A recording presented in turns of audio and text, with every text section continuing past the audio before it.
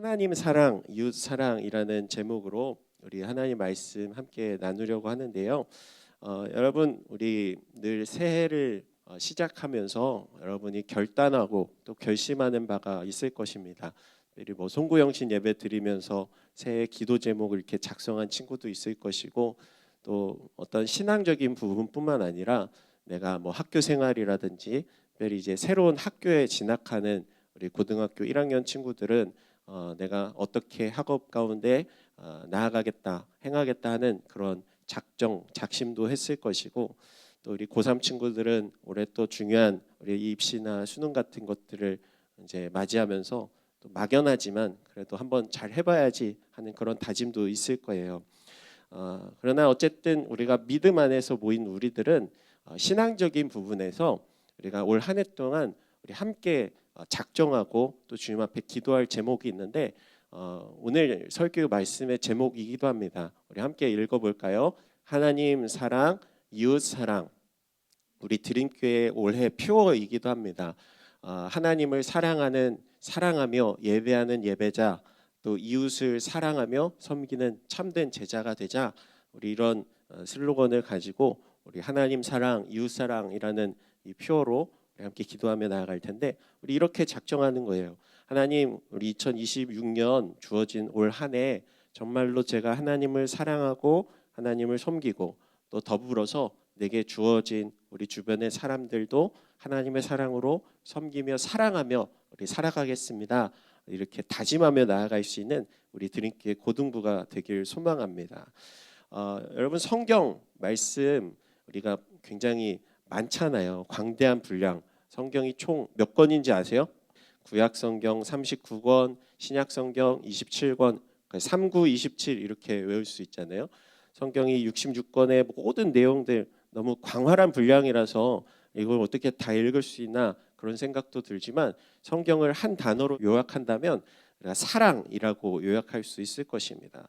하나님께서 우리를 사랑하신 이야기, 또 하나님께서 우리를 사랑하셔서 구원해 주신 이야기, 또한 하나님께서 우리를 사랑하시기 때문에 앞으로 우리 가운데 이루실 그 이야기들이 기록된 책이 우리 성경 말씀인 거예요.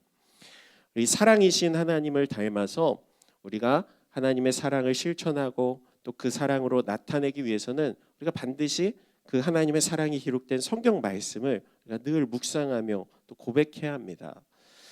우리 이 사랑이라는 것이 왜 그렇게 중요할까? 요한일서 4장 8절 말씀인데 우리가 같이 읽어볼까요? 사랑하지 않는 사람은 하나님을 알지 못합니다.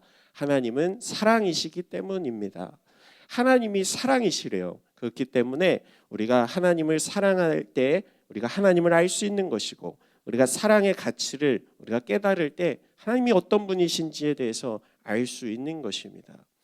이토록 이 사랑이라는 것 성경에서 다루고 있는 가장 중요한 주제가 사랑이고 그 사랑을 우리가 알 때야 하나님을 온전히 예배하고 섬길 수 있다는 것을 우리가 기억하면서 나도 사랑의 사람이 되겠습니다. 그 사랑으로 하나님을 더 깊이 알기 원합니다. 우리가 붙잡고 나아가는 올 한 해가 됐으면 좋겠어요. 오늘 성경 말씀은 한 율법학자가 사실 예수님을 좀 떠보려고 시험하려고 했던 질문이었어요. 어떻게 영생을 얻을 수 있습니까? 우리 인류 최대의 난제잖아요. 영원한 생명이 과연 존재하긴 하는가? 영원한 생명이 가능하긴 한가? 인간은 다 죽는데, 사람은 다 죽는데. 25절의 율법학자의 질문입니다. 한 율법학자가 일어나 예수를 시험하려고 물었습니다. 선생님, 제가 무엇을 해야 영생을 얻을 수 있습니까? 여러분 세상에 존경하는 모든 종교는요 내세에 관하여 각자 주장하는 그 모양 모습이 다르잖아요. 영혼이 불멸한다는 공통된 사상을 가졌어도 유교적 관점에서는 이제 조상신, 귀신 이런 것들을 이제 얘기하면서 조상 숭배를 이야기하는 경우도 있고 또 불교나 힌두교 같은 경우는 영혼이 불멸한다는 그 가정 아래 윤회를 말합니다. 그러니까 끊임없이 새로운 생명, 삶으로 탄생한다 그런 이야기를 하죠. 그러나 우리가 믿고 따르는 기독교는 천국과 지옥에 대해 이야기해요. 그러니까 우리의 영혼은 불멸하되 우리가 죽어서 우리 육신은 썩어서 땅에 묻히지만 우리의 영혼은 영원히 존재하면서 우리 하나님의 나라에서 함께 살아가는 그 천국을 살아가게 될 것을 우리가 소망하며 오늘도 예배하며 나아가고 있는 거예요. 여러분, 하나님께서 처음 아담과 하와를 창조하셨을 때 하나님을 닮은 존재로, 하나님을 닮은 하나님의 형상대로 사람을 창조하셨습니다. 이것은 처음에 아담이 만들어졌을 때 그가 하나님을 닮아 영원한 존재로 만들어졌다라는 거예요. 그러니까 우리는 죽음이라는 것을 당연하게 받아들이고 살아가고 있지만 사실 하나님의 기준에서는 이 죽음이라는 것이 굉장히 비정상적인 거이죠. 그러니까 우리가 이제 교회에서 주로 죄를 지어서 사람이 죽게 되는 그런 존재가 되었다. 창세기 앞부분에 그렇게 기록되어 있잖아요. 그러나 하나님께서 처음 아담과 하와를 창조하셨을 때 하나님을 닮은 영원한 존재로 만들어 주셨고 영원한 삶을 하나님과 함께 교제하며 하나님을 사랑하며 하나님과 동행하며 살 수 있는 그런 존재로 낙원에 만들어 주셨지만 에덴 동산에서 그 모든 것들을 누릴 수 있는 그런 존재로 사람을 창조하셨지만 그들이 결국 하나님이 창조하셨던 그 목적, 하나님을 사랑하는 것, 하나님과 동행하는 것, 하나님을 섬기는 것, 그 목적을 잃어버릴 때 결국 죽음으로 향하는 존재로 치닫게 된 것이죠.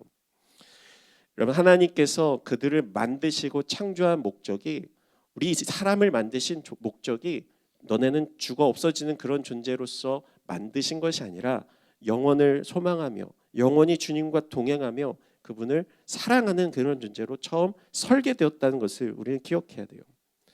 그러나 창세기에 기록된 내용, 사탄 곧 뱀이 나타나 무엇을 합니까? 하나님을 사랑하는 그 인간과의 그 관계를 깨뜨려 버린 것이죠. 그러니까 인간이 더 이상 하나님을 사랑할 수 없는 존재로, 사랑하지 않는 존재로 살아가게 만드는 것, 그것이 바로 마귀가 했던 일인 거예요. 뭐라고 속삭여요? 야, 괜찮아. 하나님이 말씀하셨지만 그 말씀 거짓말이야. 안 들어도 돼. 같은 말로 뭐예요? 하나님 사랑하지 않아도 너 안 죽어. 너 영원히 살 수 있어. 이렇게 얘기하는 거예요. 그리고 이 시대에도, 지금 이 순간에도 동일하게 세상은, 마귀는 우리에게 속삭이고 있는 거예요. 하나님 예배하지 않아도, 섬기지 않아도, 하나님을 사랑하지 않아도 너네는 인간답게 살 수 있어. 영혼을 살 수 있어. 그러나 우리는 반드시 성경에서 가르치는 이 내용들, 우리는 영원히 하나님과 동행하며 하나님을 사랑해야 하는 존재, 처음 하나님께서 우리를 계획하시고 지으신 그 본래의 목적을 회복해야만 영원하신 하나님 나라에 들어갈 수 있다는 그 믿음을 가지고 나아가야 할 줄 믿습니다. 우리는 지옥에 대해서 착각해요.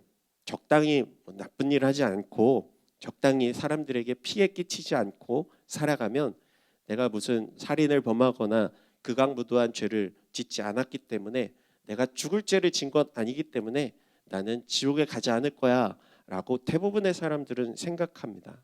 그러나 그렇지가 않아요. 성경에서는 하나님을 사랑하지 않는다면 우리는 그분이 계신 하나님 나라에 결코 들어갈 수 없는 것이고, 그분이 우리를 사랑하셨기 때문에 보내주신 그 하나뿐인 예수 그리스도, 그 아들의 이름을 믿지 않는다면 결코 하나님을 사랑할 수 있는 존재가 될 수 없다라는 것을 기억해야 합니다. 우리가 교회 다니면서 배우는 가장 중요한 내용은요, 우리가 예수 믿으면 천국 간다라는 사실입니다. 나 반대로 예수 믿지 않으면 지옥 간다, 굉장히 조금 충격적인 이야기로 사람들에게 다가오잖아요. 나도 지옥 간다고? 근데 여러분, 쉽게 얘기하면 이런 말이에요. 예수 믿으면 천국 간다는 말이 너무 이렇게 간단 명료하게 설명해서 다들 오해하는데, 자동차에 타야 서울에 갈 수 있다 이렇게 표현하는 것과 비슷해요. 근데 우리는 생각해야 합니다. 자동차에 탄다고만 해서 서울에 갈 수 있는 게 아니에요. 타서 시동을 걸고 내비게이션을 켜고 운전을 하고 악셀을 밟고 출발해야 하는 그런 일련의 과정들이 중간에 포함되어 있는 거잖아요. 마찬가지로 우리가 예수 믿으면 천국 간다라는 이 진리 속에는 그 사이에 내가 예수를 믿고 내 영혼이, 내 삶이 거듭나서 주님을 닮은 존재로 평생을 살아가며 하나님을 사랑하고 섬기고 주님의 뜻에 합당하게 살아갈 때에 우리는 하나님 나라에 들어갈 수 있다는 사실을 기억해야 한다는 거예요.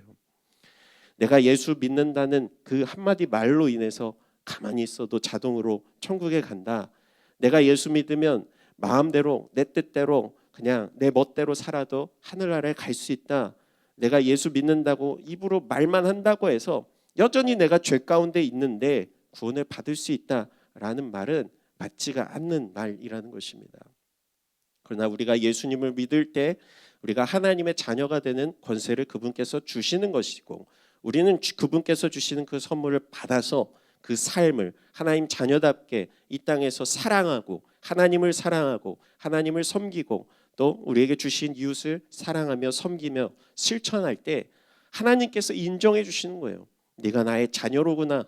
내가 이 땅에서 나의 사랑을 실현하며 이루었구나. 나와 함께 영원한 삶 가운데 너도 동참하라. 주님께서 말씀하시는 것입니다. 다시 쉽게 얘기하면 우리가 예수 믿어야 하나님을 사랑할 수 있는 존재가 되는 것이고, 하나님을 사랑해야 천국에 갈 수 있다라는 것으로 요약할 수 있어요. 어떤 분들이 그렇게 얘기하더라고요. 천국이 굉장히 지루할 것 같대요. 왜냐하면 천국에 가면 영원토록 예배를 드려야 된다고 하니까, 여러분 지금 예배 시간 지루하잖아요. 그러니까 영원히 그 이 지루한 삶이 반복될 것 같아서 난 천국이 좀 무섭다 이렇게 얘기하는 분들이 종종 있어요. 그러나 여러분 매주 드리는 이 예배 시간이 지루하기 때문에 천국도 그렇게 연상할 수 있는 뭐 그런 생각도 이해는 되지만, 영원히 뭐 설교를 듣고 영원히 그렇게 지루한 시간들이 반복되는 것이 천국이 결코 아닙니다. 우리가 하나님을 사랑하며 교제하는 그런 영혼의 관계 속에서 그분과 함께 하나 되어서 그분과 교제하는 것, 그분과 사랑을 나누는 것, 그분과 함께 그 영원한 생명 가운데 동참하는 것, 그것이 지금 명확하게 어떤 모습인지 그려지진 않지만 주님께서 이 땅 가운데 우리에게 주신 그 사랑, 그 마음, 그 뜨거움, 하나님을 향한 그 경배가 영원히 반복되는 것, 그것이 우리가 꿈꾸고 있는 천국인 거죠. 우리가 하나님을 향한 사랑으로 충만하게 될 때 결코 우리의 예배는 지루하지 않습니다. 다윗이 이렇게 고백해요. 시편 27편 4절. 한 가지 내가 여호와께 바라는 것이 있으니 내가 찾는 것은 이것입니다. 내가 평생 여호와의 집에 있어 여호와의 아름다움을 바라보고 주의 성전에서 엽줍는 것입니다. 내가 평생 영원토록 하나님과 동행하고 교제하고 싶어요. 주님의 그 아름다우신 영광을 바라보며 내가 여기 머물고 싶습니다 라고 이야기하고 있어요. 또 고라자손은 시편 84편에 이렇게 고백해요. 우리 같이 한번 읽어보겠습니다. 주의 뜰에 하루 있는 것이 다른 곳에 첫날 있는 것보다 낫습니다. 악인들의 장막에 있느니 문지기로서라도 차라리 내 하나님의 집에 있겠습니다. 여러분 이것이 하나님을 사랑하는 모습인 거예요. 지루한 예배, 재미없는 예배, 그냥 교회 주일 9시 돼서 나오는 그런 시간이 아니라 내가 사랑하는 하나님을 만나는 시간, 그분과 교제하는 시간, 그분의 사랑을 듬뿍 받아 내 영혼이 회복되는 시간, 지난 나의 삶 가운데 지었던 모든 죄가 씻겨짐 받고 하나님의 사랑으로 충만하게 덧입혀지는 그런 시간, 하나님의 그 아름다우심, 주님의 그 은혜를 다시 한번 내 마음 가운데 새기며 주님의 그 사랑 가운데 나아갈 수 있는 그런 시간, 그것이 바로 궁극적인 우리의 예배의 모습이 되어야 한다라는 것입니다. 여러분 우리가 바라는 영생, 영원한 생명이란 곧 이렇게 하나님과 영원토록 교제하며 동행하는 것, 영원하신 하나님을 사랑하며 하나님과 함께 거하는 것, 하나님이 계신 그 천국에서 영원히 그분을 바라보며 섬기는 것인 줄 믿습니다. 그렇다면 우리가 그 영원한 삶에 어떻게 참여할 수 있을까? 이 율법학자가 질문했잖아요. 예수님이 무엇이라 대답하시는가? 우리 26절과 27절 말씀에 예수님이 이렇게 역으로 질문하셨어요. 같이 읽어보겠습니다. 예수께서 말씀하셨습니다. 율법에 무엇이라 기록되어 있느냐? 너는 그것을 어떻게 읽고 있느냐? 27절 말씀, 율법학자가 대답했습니다. 내 마음을 다하고 내 목숨을 다하고 내 힘을 다하고 내 뜻을 다해 주 내 하나님을 사랑하라고 했고 또 내 이웃을 내 몸같이 사랑하라고 했습니다. 아멘. 사실 이 율법학자는 예수님을 시험하고자 했던 질문이었지만 예수님은 이 사람이 정답을 알고 있다는 것을 알고 계셨어요. 그래서 물어보시는 거죠. 네가 평생 동안 연구한 성경에는 뭐라고 기록되어 있니? 그러자 이 율법학자가 너무나도 명쾌하게 명확하게 딱 두 단어로 요약하잖아요. 하나님을 사랑하는 것, 또 이웃을 사랑하는 것입니다. 여러분, 영혼의 존재를 믿지 않는 사람들은 앞서 설명했던 영원한 삶, 영생에 대해서 이것이 굉장히 비과학적이고 허황된 생각이라고 폄훼하지만 하나님을 믿는 우리는 영생, 영원한 생명을 소망하며 살아가는 사람들입니다. 성경은 우리의 영혼이 구원받기 위해서는 우리가 하나님의 말씀대로, 곧 하나님의 뜻대로 부합하게 살아야 할 것을 얘기해요. 그런데 이 영생과 영벌의 기준이 무엇인가? 그것은 바로 율법학자가 대답한 이 대답에 있는 거예요. 하나님을 사랑하였는가? 내가 이 삶을 살아가면서 하나님이 내게 주신 이웃들을 사랑하였는가? 그것이 바로 마지막 날 우리의 영생의 기준, 하나님이 우리의 심판에 대한 기준이 될 것입니다. 예수님은 이웃 사랑의 이 가치를 가르쳐 주시면서 말로만 가르쳐 주지 않으셨어요. 그분은 친히 제자들의 발을 씻겨 주시면서 그분의 사랑, 그분의 섬김을 우리에게 보여주시며 이렇게 가르쳐 주셨어요. 요한복음 13장에 이렇게 예수님 말씀하십니다. 주이며 선생님인 내가 너희 발을 씻겨 주었으니 너희도 서로 남의 발을 씻겨 주어야 한다. 내가 너희에게 행한 대로 너희도 행하게 하기 위해 내가 본을 보여주었다. 내가 진실로 진실로 너희에게 말한다. 종이 주인보다 높지 않고 보냄을 받은 사람이 보내신 분보다 높지 않다. 17절 말씀, 너희가 이것들을 알고 그대로 행하면 복이 있을 것이다. 그러니까 예수님께서 제자들의 발을 씻겨주시면서 보여주신 이웃사랑의 그 가치를 너네도 그대로 행하면 너희들에게 복이 있을 거야. 그리고 이 이야기의 결론이 34절 말씀에 다시 한번 예수님이 강조하며 말씀하시는 거예요. 우리 같이 한 목소리로 읽겠습니다.